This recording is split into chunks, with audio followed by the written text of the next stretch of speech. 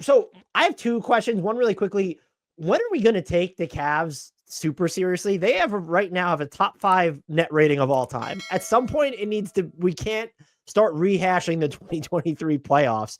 But my actual question does kind of align with that of what is their primary weakness right now? And I think you can point to different things of, do they have another gear on the glass? They're in the bottom 10 in both offensive and defensive rebounding.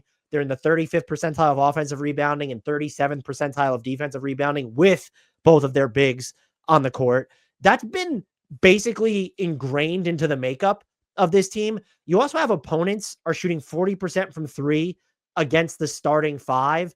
And with the core 4 on the court. And I think that's the thing I'm kind of lasering in on is, like, there could be noise in there, but is there a size issue on the perimeter to where, no, they're not giving up a ton of wide open threes. Opponents are shooting like 41.5% on them, which is the second highest mark in the league. But I look at it and say, well, because if you're going to play Okoro with Mitchell and Garland, you're not especially big on the perimeter. And so is that going to make it easier for teams to get off those shots, even if they are quote unquote contested? And I think you go back and watch, the answer can sometimes feel like yes there.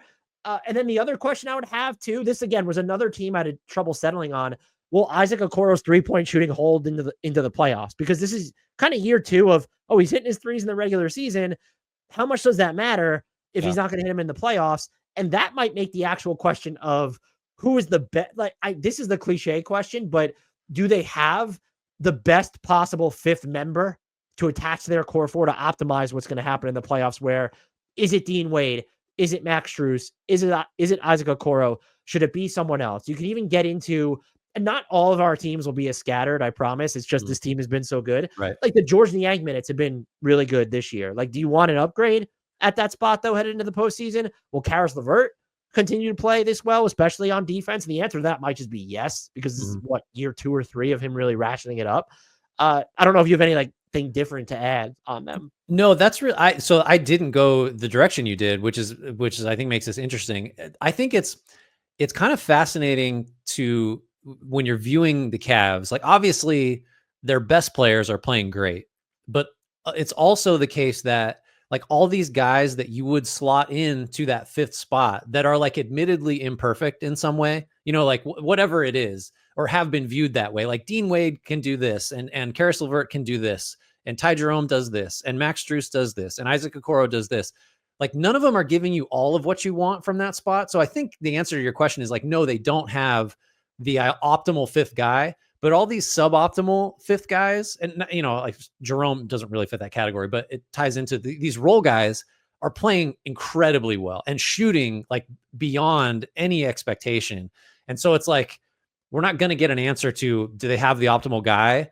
Or at least we haven't so far, because like all these guys that are just like, well, he'll do, are playing incredibly well. And like to my eye, and this ties into my question for them, is like, just, is this offense and shooting specifically sustainable? Because you've mentioned it, like LeVert and Okoro and Jerome and just everybody is lights out. It's been incredible. Not just threes, right? Which they do lead. They're 41.5% from 3. That's leading the league. The Wolves led the league last year at 39.6. So we're 2% better than last year's league leader, which is like, doesn't sound like a lot, but that's enormous. So like when regression comes, which it just has to, what's that look like? I think that I have no questions about the defense. I just think the defense is going to be good. So you think the 3-point stuff is more noise than I think I hadn't even, to be honest, I hadn't thought about that, but like, I think if I looked into it more closely, maybe I'd be persuaded. But to me, like if there's something that feels harder to sustain to me, it's the offense, because like even get down to like, they don't shoot a lot of mid-rangers, but they have the highest conversion rate in the league from short mid-range and mid-range overall. Sorry, now I'm going to consult my handwritten notes. Yeah. And Jerome is leading that. Like these guys aren't going to be this good all year. Most of these like supplementary players. So like, does that just mean they're going to win 65 games or, 67 instead of 70 plus that they're on pace for? And is that a problem? Probably not. But that's where my eye went, was just the shooting is, nobody shoots like this over a full season. They've, and I had no natural way to work this in. I wanted to show Evan Mobley's the photo for anyone watching on YouTube because he's shooting like 50 something % on 3.5 3-point attempts per game in the month of December, which is that'll cool off. But we've seen, look, Ty Jerome has already cooled off looking at December. Max Strus is not shooting well since returning the lineup. They've won every game he's played there. I think, what are they? They've only lost one game. They only lost one game in December. So do you think that's why? Because this might actually be the question about the Cavs of why doesn't it seem like they're being taken as seriously as Boston or OKC and maybe even a Dallas? Do you think it's more so because of the hot shooting up and down is that, if you had to pinpoint it, do you think that's it? Or do you think people are just kind of overthinking this at this point? Because as I mentioned at the top, I don't expect this to hold, but they right now have like a top 5 net rating of all time. Why can't we just accept that they're a legitimate threat to win it all? It still feels like there's a little hand wringing going on here. I think that's totally right. And I think it's really interesting because like what you want to say in answer to your question is like, well, because they haven't done it yet, right? Like they haven't proved it, like, which I don't know. I think it's kind of an outdated thought, but I do still find myself kind of buying into the whole idea of you don't just go from like first round out to, they won a playoff series last year, right? But it was a rock just barely against the Magic. Yeah, right. It was just so they sort of have satisfied the criteria of like, okay, you got bounced, then you advanced around. And so like incrementally, it's not crazy to be, viewed as a title threat. I think it's like the combination of the Celtics have done it and are close to as good statistically. And then it does seem unfair that we view them differently than the Thunder. Because what have the Thunder proved more in the postseason than Cleveland? Like, not really. They were anointed preseason in a way that Cleveland wasn't. But I mean, I don't know. It is a little unfair. I think it's just that there's enough of the, well, we haven't proved it. Like, I think Cleveland really is subject to the let's see it before we believe it thing. I don't know. I don't really know why that is.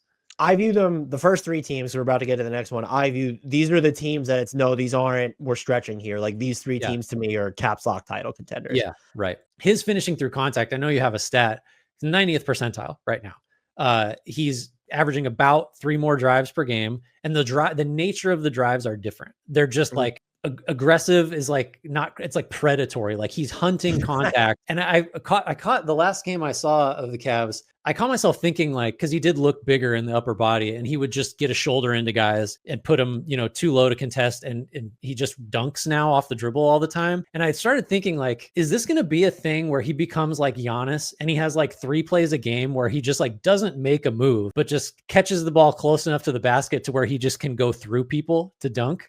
And like, oh, wow. That's new. Like now Giannis is an insane physical comp. Like there's sort of never been anybody like that, but the things that Mobley is doing now call that to mind, I think, which is like, go back a year and a half. You would never in a million years have thought like the main improvement he would make is just the use of physicality. But that I think to me has been the biggest standout for him this year. A hat tip B-ball index for having those stats, but 90th percentile in finishing through contact when he's never ranked higher than the 64th percentile in his career. And wouldn't try it. Like that's the other thing. He wouldn't like his comfort and like his almost like desire to like find contact is just, that makes you a different player.